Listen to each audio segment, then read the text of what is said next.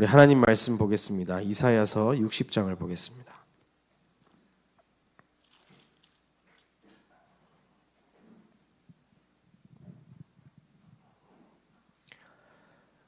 우리 1절부터 3절 그리고 21절, 22절 봉독하도록 하겠습니다. 우리 함께 읽겠습니다. 구약성경 1040쪽에 있습니다. 이사야서 60장 1절부터 3절 그리고 21절, 22절 우리 한 목소리로 봉독하겠습니다. 일어나라, 빛을 발하라. 이는 내 빛이 이르렀고 여호와의 영광이 내 위에 임하였음이라. 보라, 어둠이 땅을 덮을 것이며 캄캄함이 만민을 가리려니와 오직 여호와께서 내 위에 임하실 것이며 그의 영광이 내 위에 나타내리니 나라들은 내 빛으로 왕들은 비치는 내 광명으로 나올지라. 20절입니다.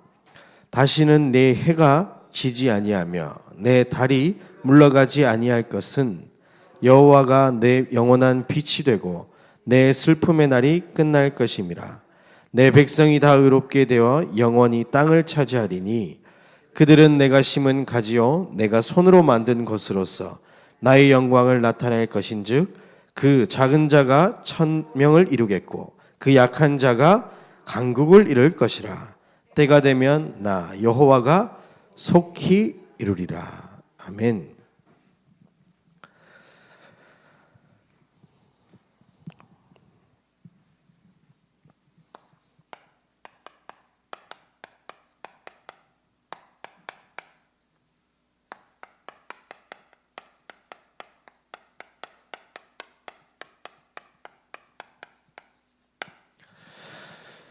우리 인생이 하나님께 드려지는 인생 되길 소원합니다. 그런데 우리의 힘이 아닌 하나님의 능력으로 말미암아 우리에게 주어진 빛으로 하나님 앞에 드려지는 귀한 우리의 인생이 되어지길 소원합니다. 그래서 예배 때마다 꼭 CVDIP를 하시길 바랍니다. 무슨 말이냐? 예배 때마다 하나님의 말씀이 내게 약속으로 붙잡는 것을 계속 도전하시길 바랍니다. 하나님께서 우리에게 이것을 주시는 걸 보고 언약이라고 합니다. 사람이 사람과 하는 것은 그냥 약속이라 하지만 하나님께서 우리에게 주시는 것은 커버넌트, 바로 언약입니다. 반드시 이루실 하나님의 약속을 예배 때마다 우리는 찾아내야 되는 것입니다. 그래서 우리는 하나님의 말씀 속에서 오늘 나에게 하시고자 하는 하나님의 음성을 들을 수 있어야 되는 것입니다. 그리고 하나님께서 하실 일,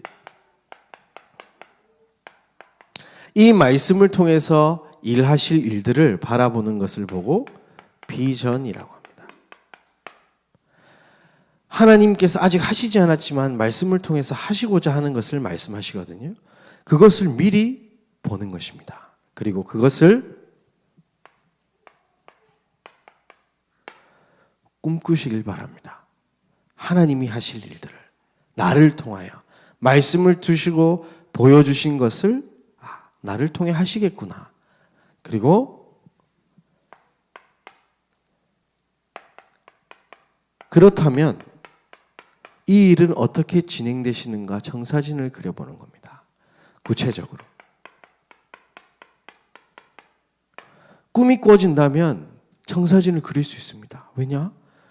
우리가 준공 날짜를 딱 만들어 놓고 건물을 짓다 보면 건물 설계도가 나오게 됩니다. 그렇죠? 그러면 언제 어떻게 무엇을 내가 해야 될지 하나씩 하나씩 준비를 해줘야 준공일에 맞춰서 건물이 올라가게 되는 겁니다. 마찬가지입니다. 하나님께서 우리에게 언약을 주시고 이 일을 성취하실 것인데 우리가 구체적으로 그릴수록 선명하게 하나님이 역사하고 계신다는 것을 우리는 확인하고 누리게 되는 것입니다. 그때 우리는 그냥 실천하면 됩니다. 하나님의 언약을 이루시는 그것, 하나님의 작품이 만들어지는 것입니다. 오늘 예배를 통해서 한번 꿈꿔보시길 바랍니다.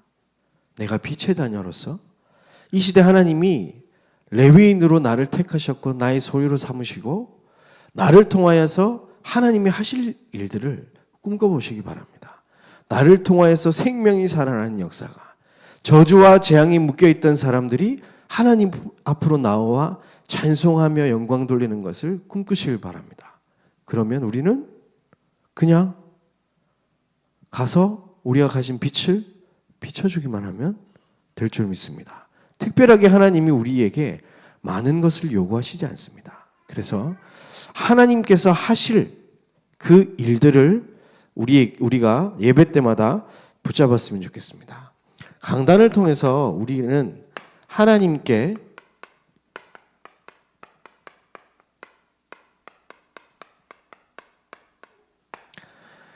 드려진 이 레위인이라 말씀하셨습니다. 자, 그래 이 레위인에게 하나님이 우리가 레위인의 삶은 하나님 앞에 바쳐진 그런 족속들인데, 그러기 위해서 정결 의식을 취하라. 왜냐? 하나님이 이 일을 해야 되기 때문에 정결하게 해야 되는 것은 당연한 일입니다. 민수기 6장 6절에서 8절 말씀 보면 이야기하고 있습니다. 이스라엘 자손 중에서 레위인을 데려다가 정결하게 하라. 너는 이같이 하여 그들을 정결하게 하되 곧 속죄의 물을 그들에게 뿌리고.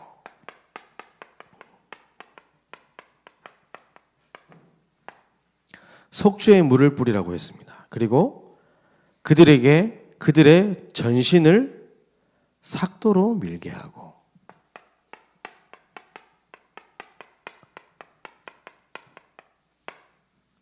그리고 그 의복을 빨게 하여 몸을 정결하게 하고,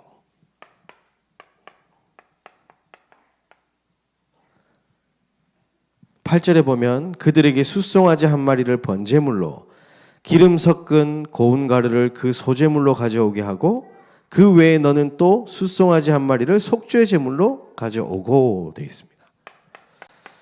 번제와 소제와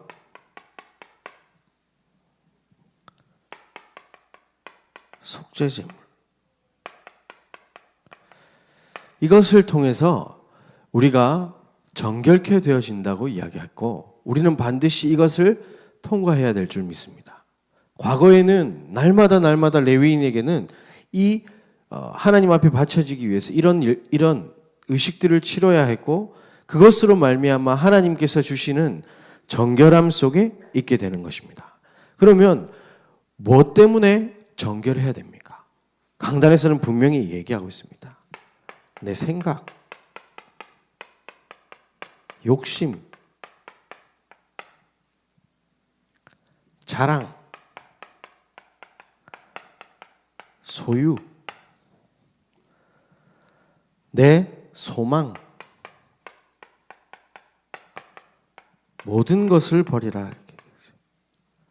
모든 것을 버리라. 저는 이번 한 주간 또 묵상하다가 이것까지 버려야 된다 생각했습니다. 뭐냐? 내 과거와 상처, 아픔, 고통까지도 다 씻어버리는 겁니다. 애굽 생활하다가 가나안 가기 이전에 이 이스라엘 백성에게 하나님 주신 말씀이거든요. 그럼 우리는 구원받고 세계복음화를 향해서 달려가는 우리 발걸음 속에 반드시 우리가 해야 할 과제인 줄 믿습니다. 그래서 기도하시길 바랍니다. 정말로 나를 하나님 정결케 하여 주옵소서. 그럼 지금 우리가 속죄의 물을 뿌리고 전신을 삭도로 밀고 우리가 의복을 빨고 번제, 소제, 속죄제를 드려야 됩니까?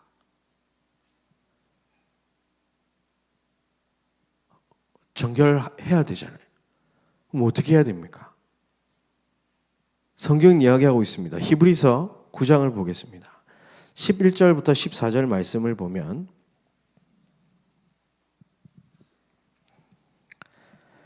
그리스도께서는 장래 좋은 일에 대제사장으로 오사 손으로 짓지 아니한 것 곧 이 창조에 속하지 아니한 더 크고 온전한 장막으로 말미암아 염소와 송아지의 피로 하지 아니하고 오직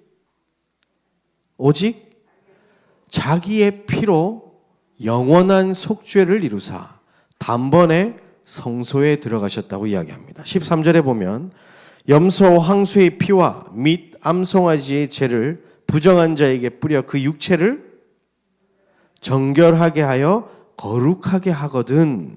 우리 14절 함께 보겠습니다. 하물며 영원하신 성령으로 말미암아 흠 없는 자기를 하나님께 드린 그리스도의 피가 어찌 너의 양심을 죽은 행실에서 깨끗하게 하고 살아계신 하나님을 섬기지 하지 못하겠느냐. 무슨 말입니까? 이 모든 것 그리스도로 말미암아 가능케 되는 것입니다. 그래서 우리는 날마다 매 순간 내가 있는 모든 장소에서 예수를 그리스도로 고백하는 것입니다. 왜냐? 우리는 이 시대의 레위인으로서 하나님의 일을 해야 할 사람들이기 때문에 우리는 날마다 그리스도로, 매 순간 그리스도로, 모든 곳에서 그리스도로 정결케 되어진 은혜가 있기를 예수님의 이름으로 축복합니다. 이 레위인들은 이 존재 이유가 있습니다.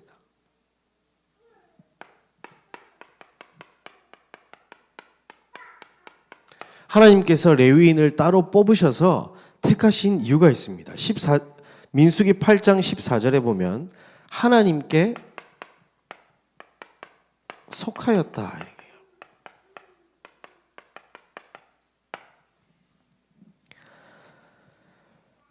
민수기 8장 14절에 이스라엘 자손 중에서 레위인을 구별하라. 그리하면 그들이 내게 속할 것이다. 하나님께서 이스라엘 모든 사람들 중에서 따로 이스라엘을 구별하여 택했는데 누구 것으로 삼으셨다고요? 하나님의 것으로 따로 구별하셨다는 거예요. 그리고 16절에 보면 그들은 이스라엘 자손 중에서 내게 온전히 드려진다.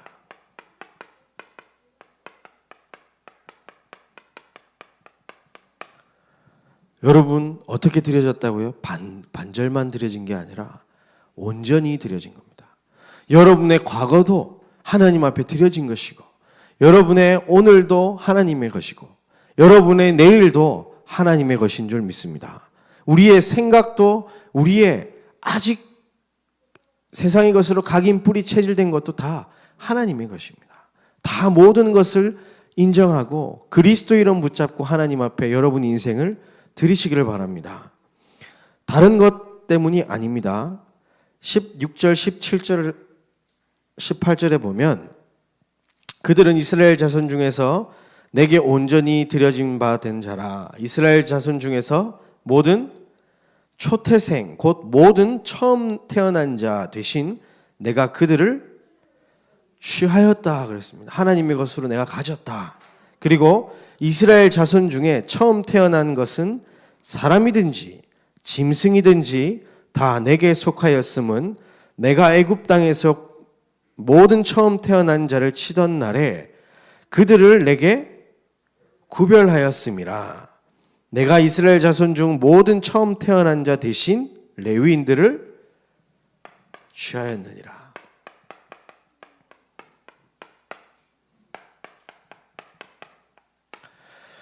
장자의 축복을 우리에게 허락하셨습니다. 언제를 기억하는 것이죠? 출애굽해서 6월절에 어린 양의 피를 발랐을 때에 모든 애굽의 짐승의 첫 새끼뿐만 아니라 사람까지 장자는 다 죽었습니다. 그런데 양의 피를 발랐던 이스라엘 백성들은 장자가 살아났고 처음 것이 하나님 앞에 드려지는 것이기 때문에 우리 이 레위인들은 하나님 앞에 드려지는 제사 제물이 되는 것입니다. 여러분의 인생이 하나님 앞에 드려지는 제물 되시길 바랍니다. 하나님 앞에 드려지는 예배 되시길 바랍니다. 그런데 거기에는 이유가 있습니다. 19절에 보면 내가 이스라엘 자손 중에서 레위인을 취하여 그들을 아론과 그의 아들들에게 주어 그들로 회막에서 이스라엘 자손을 대신하여 봉사하게 하며 또 이스라엘 자손을 위하여 속죄하게 하였나니. 우리 함께 읽겠습니다. 이는 이스라엘 자손이 성소에 가까이 할 때에 그들 중에 재앙이 없게 하려 하였음이니라. 아멘. 이 시대에 레위인이 왜 필요합니까? 가면 갈수록 과학은 발전하지만 저주와 재앙들은 더욱더 심각해지고 있습니다. 이제 우리 다른 나라는 잘 모르겠지만 우리나라에 배고파서 죽는 사람은 이제 거의 없습니다. 그죠? 보릿고개에 살던 그런 시대는 지나갔습니다. 그런데 그때보다 지금 심각한 문제들이 우리나라를 덮고 있습니다. 먹고 살기는 편해졌는데 영적 문제와 정신 문제, 마음의 문제, 육신의 질병은 더욱더 커져가고 있습니다. 희한하죠? 100세 시대라고 합니다. 근데 병자는 늘어나고 있습니다. 왜 그럴까요? 질병과 저주 재앙이 갈수록 더 크게 우리를 덮고 오기 때문입니다. 물론 질병에 걸렸다고 해서 우리가 저주를 받은 건 아닙니다. 그런데 이 하나님 떠난 인간에게 찾아올 수밖에 없는 이 문제들이 가면 갈수록 더 크게 찾아와서 한 시대와 민족과 국가를 위협하고 있는 그런 시대인 것입니다. 거기에 재앙 막을 자로 하나님이 우리를 부르신 줄 확신합니다. 아멘 소리가 너무 작으십니다. 여러분 때문에 대한민국의 역사는 모든 재앙이 물러가게 될 줄 확신합니다. 전 세계에 역사하고 있는 흑암과 저주의 세력들이 물러가게 될 것입니다. 아멘. 왜냐? 하나님께서 이거 하시려고 우리를 부르셨다고 했습니다. 그러면 우리는 뭐 하면 됩니까? 정결의식을 치르면 됩니다. 그리스도 이름 붙잡고 날마다 하나님 앞에 나아가면 될 줄 확신합니다. 그리하면 하나님께서 내 것으로 취하셨고 내가 이 성소에 가까이 갈 때에 재앙을 없애겠다고 하나님이 약속을 하신 것입니다. 그러면 우리가 재앙을 없애려고 노력할 필요가 없는 것입니다. 우리는 이 속에 있기만 하면 내 것을 버리고 내 욕심 버리고 내 자랑, 내 소유, 소망 모든 것 버리는 그 순간 하나님이 재앙을 물러가게 하실 줄 믿습니다. 우리의 힘으로 이것도 가능한가요? 안 돼요. 그래서 그리스도. 저는 전신을 삭도로 밀어라. 이게 한 주간 동안 계속해서 머릿속을 맴돌아요. 면도를 하다 보면 제가 수염이 빨리 자라고 많아요. 그래서 면도를 막 이렇게 하는데 시간이 참 오래 걸려요. 그렇게 하고 나서 또 어떤 일이 있냐. 실컷 다 깎은 줄 알고 왔는데 교회 와서 보면 한 구석에 풀이 자라나고 있는 모습들. 저 이게 생각이 나더라고요, 이번 주가. 내가 밀었다고 생각했는데 미처 잘 보지 못해서 또 내가 남겨둔 이 수염들. 그 생각을 했습니다. 그래서 전신을 밀어라. 아예 모든 털을 다 밀어내라. 내 것 다 버리고 하나님 앞에 내 인생 맡겨라.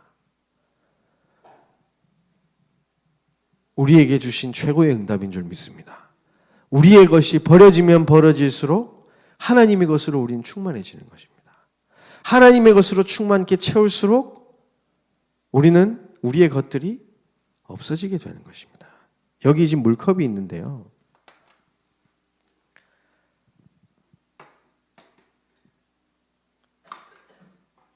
여기 물 위에 가득 차 있다고 생각해 보십시오. 무언가를 넣으면 어떻게 되겠습니까? 넘쳐요. 기름을 딱 세워놓는다고 생각해 보십시오. 물이랑 기름은 섞입니까? 안 섞여요. 그런데 하나님의 기름, 성령으로 이것을 충만히 채우면 어떻게 되겠습니까? 물이 있겠습니까? 다 빠져나가는 겁니다. 하나님의 것으로 충만히 채워지는 예배 시간 되시기를 예수님의 이름으로 축복합니다. 그것은 무엇으로 할 수 있냐? 그리스도로만 가능한 것입니다. 그래서 오늘 이 예배 시간을 통해서 진짜 그리스도의 언약 붙잡고 CVDIP 하시길 바랍니다. 나의 모든 것을 버리고 내 인생 레위인으로서 어떻게 살아가야 할 것인가? 하나님께서 어떤 삶을 원하고 계신가? 내 인생 하나님 앞에 어떻게 드려야 할 것인가?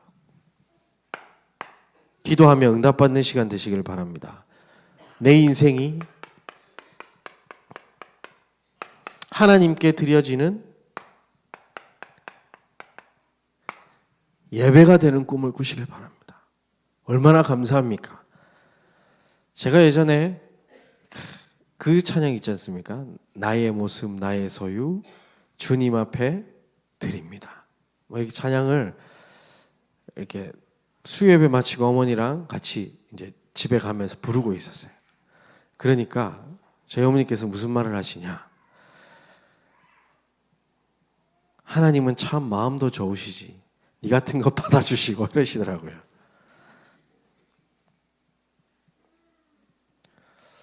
네. 본인께서는 얼마나 정결하신지는 전 잘 모르겠습니다만 저한테 왜 그러시는지. 나는 내 마음 중심을 담아서 하나님 앞에 막 찬양하고 있는데 예배 때 은혜 받고 기분 좋아가지고 다 하고 있는데 꿈꾸시길 바랍니다. 여러분의 인생 아무리 더러워도요 그리스도가 깨끗게 하시면 깨끗한 것입니다. 사람들 보기에 추접할 수 있습니다. 별로인 것처럼 보일 수 있습니다. 하나님은 그런 거 보시지 않습니다. 하나님은 그리스도 붙잡은 자를 받으시는 줄 믿습니다. 그러면 우리의 인생이 하나님 앞에 드려지는 예배가 되는 것입니다. 어떻게 예배하냐?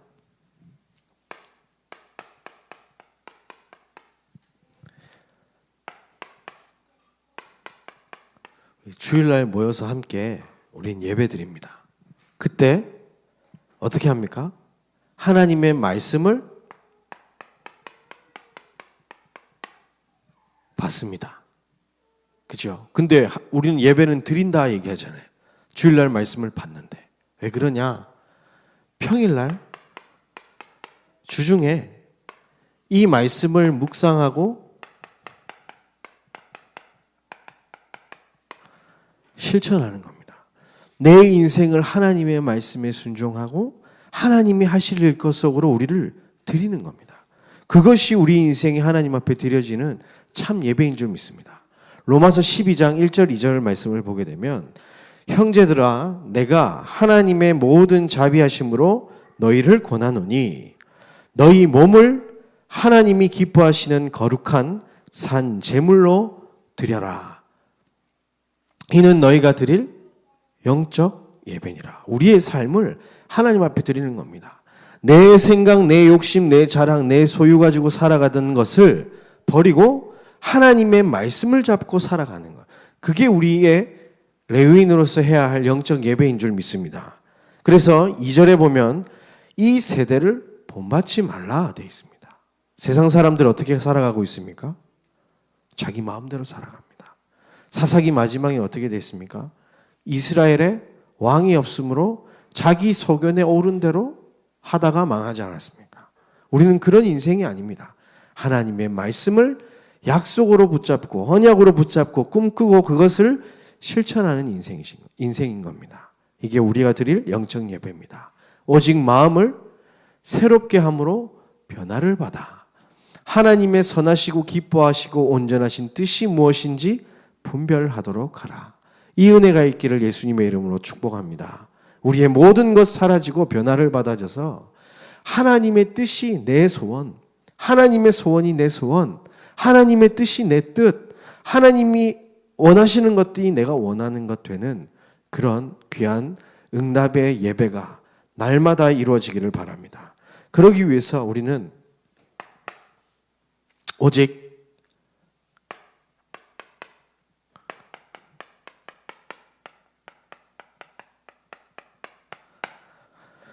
구원의 감사 속으로 들어가야 되는 겁니다.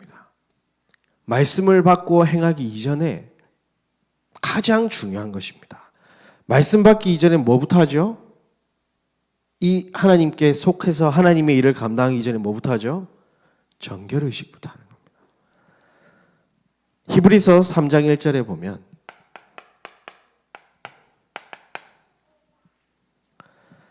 그러므로 함께 하늘에 부르심을 받은 거룩한 형제들아 우리가 믿는 도리의 사도이시며 대제사장이신 예수를 깊이 생각하는 겁니다. 나를 위해서 십자가에서 죽으신 대제사장 되신 예수 그리스도. 죽음에서 3일 만에 부활하셔서 사탄의 권세를 완전히 끝내버리신 예수 그리스도.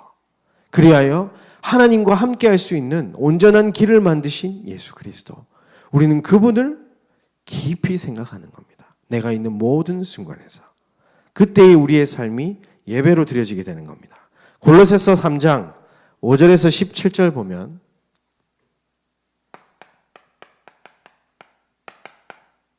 15절 17절이죠. 그리스도의 평강이 너희 마음을 주장하게 하라. 그리스도의 평강이 우리 인생을 주장할 만큼 오직 예수 그리스도로 충만하시길 바랍니다. 구원의 감사와 감격이 날마다 넘치도록. 너희는 평강을 위하여 한 몸으로 부르심을 받았나니 너희는 또한 감사하는 자가 되라. 그리스도의 말씀이 너희 속에 어떻게 해야 된다고요? 풍성히 거하여 모든 지혜로 피차 가르치고 권면하여 시와 찬송과 신령한 노래를 부르며 감사하는 마음으로 하나님을 찬양하고. 이전에는 문제와 사건 어려움이 있으면 내게 원망과 불평이 되었지만 그리스도의 평강이 내 인생을 주장하게 되어지면 모든 것이 감사와 찬양으로 바뀌어질 줄 믿습니다. 우리는 아무리 망해도 천국 가는 하나님의 자녀입니다. 세상 사람들이 망하면 뭘 보고 제일 망했다 그럽니까? 죽으면 망했다 그래요. 그럼 우리는 죽으면 망한 겁니까? 더 좋은 곳에 가는데요. 그렇지 않습니까? 그러면 뭡니까? 그 구원에 대한 감사와 감격을 문제 속에서 누리는 겁니다. 괜찮습니다. 어느 정도까지 하냐? 고린도전서 2장 2절. 내가 너희 중에서 예수 그리스도와 그가 십자가에 못 박히신 것 외에 아무것도 알지 아니하기로 작정하였음이라. 함께 다시 한번 읽겠습니다. 내가 너희 중에서 예수 그리스도와 그가 십자가에 못 박히신 것 외에는 아무것도 알지 아니하기로 작정하였습니다. 어느 정도까지 예수를 깊이 생각하고 누리냐? 내가 예수 외에는 다 필요 없습니다. 예수면 내 인생 충분합니다. 왜냐? 내 삶 속에서 날마다 감사가 넘치니까요. 어려움이 왔는데 바울은 이야기합니다. 내가 사방에 우겨싸움을 당하여도 우겨싸이지 아니하는 그 비밀, 예수 그리스도. 감옥에 갇혔는데 내게 능력 주시는 자 안에서 내가 모든 것을 할 수 있다. 그 할 수 있는 그 고백. 예수 그리스도를 깊이 생각하고 고백하고 선포하는 순간 우리에게 이 참된 기쁨과 감사가 날마다 넘쳐나게 되어질 줄 확신합니다. 그래서 이 속에 우리 인생이 있으면 됩니다. 그리고 두 번째, 말씀에 지배받는 인생.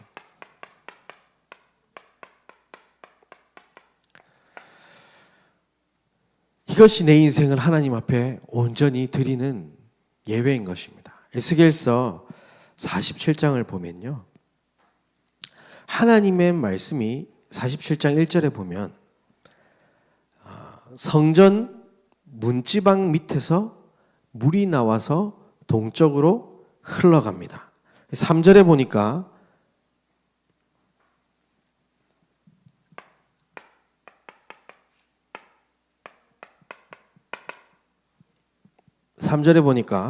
그 물이 발목에 차오르고 4절에 보면 물이 무릎에 오르고 물이 허리에 오릅니다. 그런데 5절에 보니까 함께 읽겠습니다.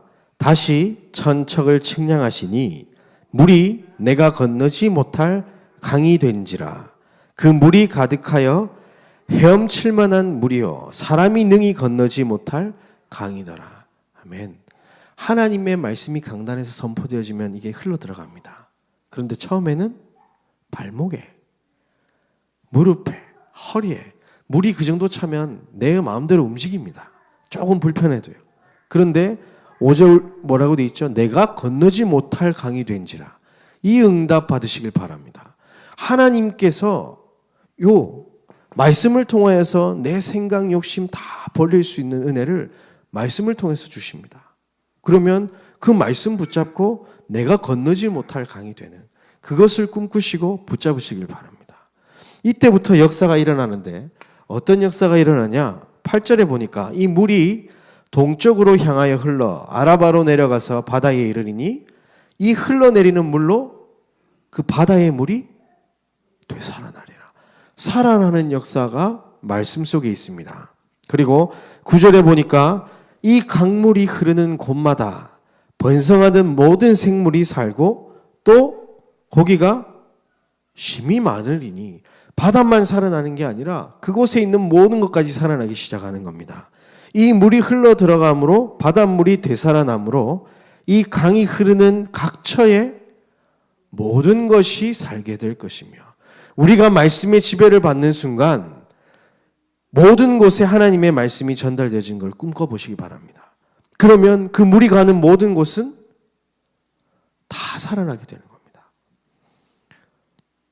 10절에 보니까 또 이 강가에 어부가 설 것이니 고기가 얼마나 많았으면 어부가 들어서겠습니까? 엔게디에서부터 에네글라임까지 그물 치는 곳이 될 것이라. 그 고기가 각기 종류를 따라 큰 바다의 고기같이 심이 많으려니와 그랬습니다. 살아나는 정도가 아닌 모든 응답과 축복이 우리의 삶 가운데 임하게 되는 것입니다. 12절에 보면 각종 이 강 좌우가에는 각종 먹을 과실나무가 자라서 그 잎이 시들지 아니하며 열매가 끊이지 아니하고 달마다 이런 응답이 온다고 생각해 보십시오. 꿈꿔보시길 바랍니다. 달마다 새 열매를 맺으리니 그 물이 성소를 통하여 나옵니다. 그럼 우리가 집중해야 될 건 무엇이겠습니까? 성소에서 나온 그 물, 말씀에 온전히 지배받으신 은혜가 있기를 예수님의 이름으로 축복합니다. 그 열매는 먹을만 하고 그 잎사귀는 약 재료가 되리라. 아멘. 진짜 내가 이 시대에 레위인으로 하나님 부르셨다. 이것을 그냥 내가 그렇구나 하는 거 하고요. 말씀의 지배를 받아서 내가 이 시대의 영적 레위인이구나. 그리스도 이름 붙잡고 정결하게 해야 되겠다. 그 인생은 완전히 다른 것입니다.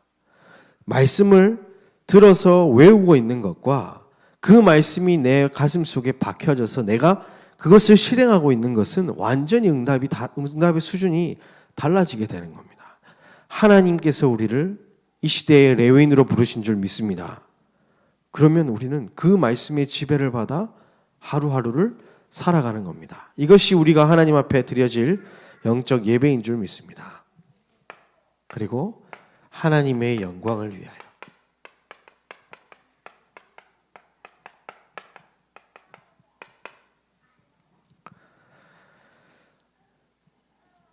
여러분, 하나님의 영광을 위하여 살아가길 원하십니까? 어떻게 하는 것이 영광을 돌리는 것입니까?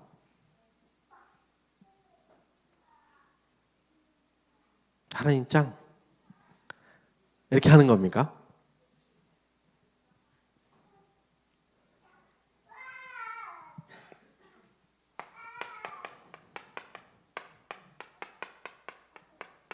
늘 좋은 교인은 하나님의 영광을 위해 살아가는다.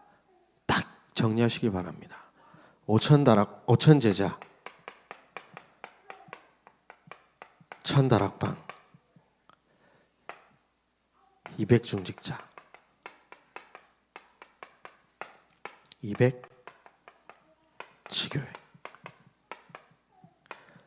우리는 하나님의 영광을 위해서 이렇게 살아가는 겁니다. 이 속에 전도가 있습니다. 사도행전 1장 8절을 보면 오직 성령이 너희에게 임하시면 너희가 권능을 받고 처음에 뭐죠? 예루살렘이 어디입니까? 우리가 살고 있는 지역. 온 유대 어디입니까? 이때 유대인들이 기록한 거잖아요. 민족, 전도를 이야기하고 있는 겁니다. 그리고 어디죠? 사마리아와 소외되어져 있는, 버려져 있는 땅. 그리고 어디까지요? 땅끝까지. 전도와 선교를 위해서 살아가는 것이 하나님의 영광을 위해 살아가는 겁니다. 그런데 하나님께서 우리를 늘 좋은 교회로 부르셨다는 것은 우리의 전도와 선교가 이 속에 있는 겁니다. 5천 제자, 1,000 다락방, 200중직자, 200지교에 세우는 전도와 선교하는 겁니다. 이게 우리에게 언약으로 붙들어지고 비전이 되고 꿈이 되고 청사진이 되고 실천이 되길 바랍니다. 이것이 하나님이 우리를 이 시대의 레위인으로 살게 하셔서 받으시고자 하는 우리의 삶인 것입니다.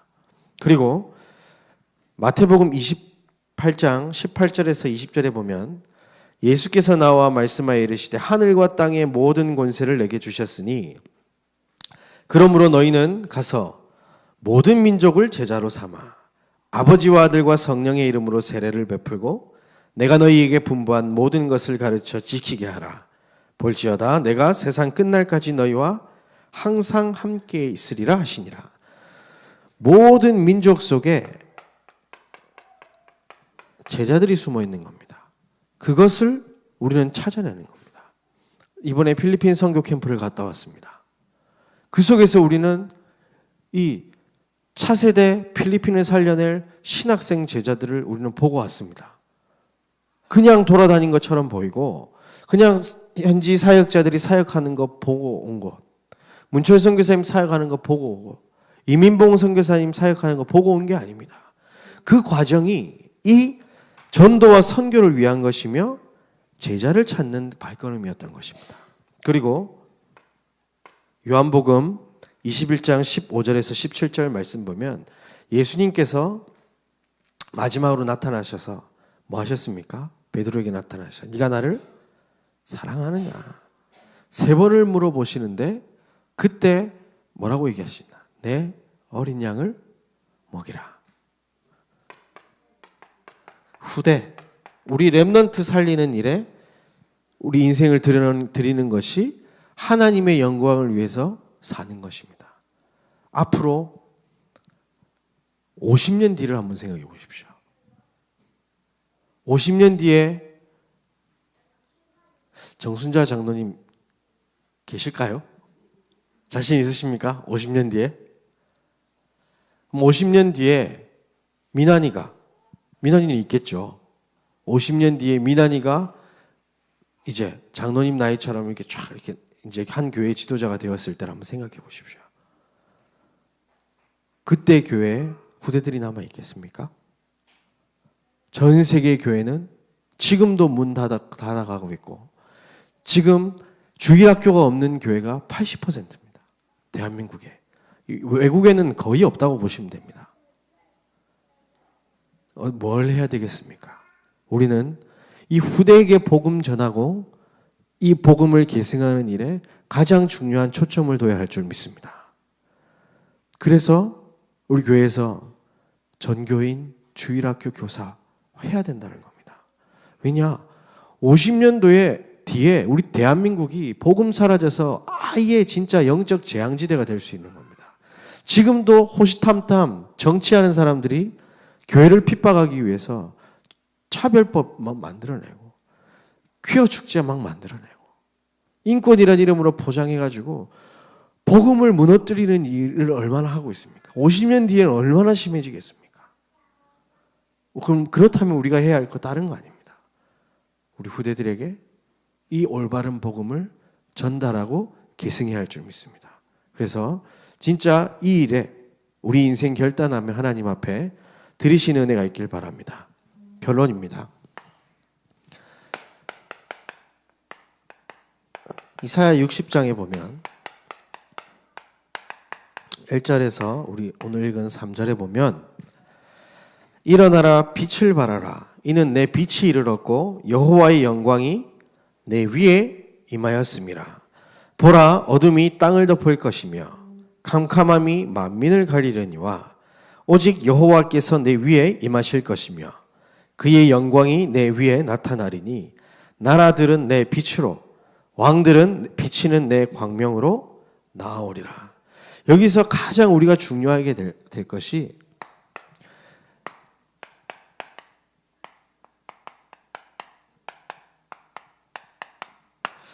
여호와의 영광이 내 위에 임하여 있다. 이 말씀이 우리의 실제 삶 가운데 이루어지길 바랍니다. 하나님께서는 하셨습니다. 이미 와 있다고 얘기했습니다. 그것을 누리시길 바랍니다. 여호와의 영광이 어떻게 나타났습니까? 그리스도의 이름으로 말미암아 우리에게 주어진 것입니다. 그래서 우리에게 하나님의 빛이 우리에게 임하여진 것입니다. 그래서 강단에서는 우리에게 에베소서 5장 얘기하시면서 빛의 자녀라고 얘기했습니다. 우리는 어둠 속에 있는 사람들이 아닙니다. 우리 안에 누가 와 있죠?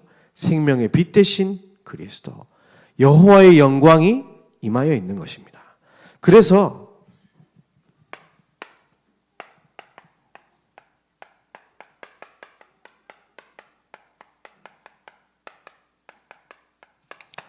1절에 일어나서 빛을 발하라는 겁니다.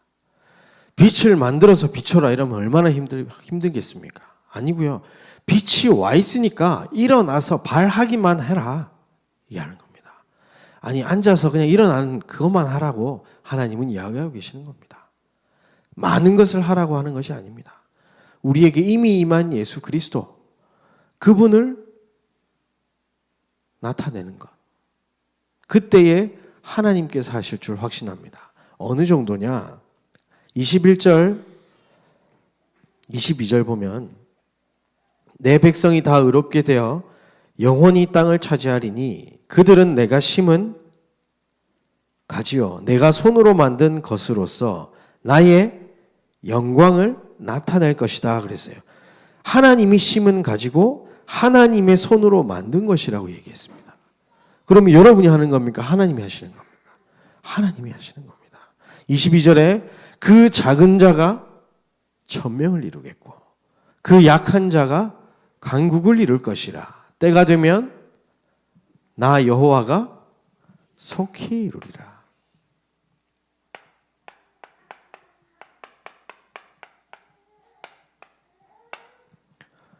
빛의 자녀로서 하나님께서 하시는 일 속으로 들어가시길 바랍니다. 하나님은 지금도 말씀을 성취하고 계시고 우리 기도에 응답하고 계시고 구원의 역사를 이루어가고 계십니다.